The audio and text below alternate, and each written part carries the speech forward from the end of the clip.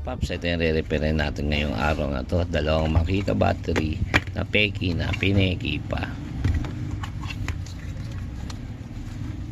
Kaya ang request sa akin ng may-ari, pagsamahin ko raw itong baterya sa isang case. Ang problema, hindi siya kakasya.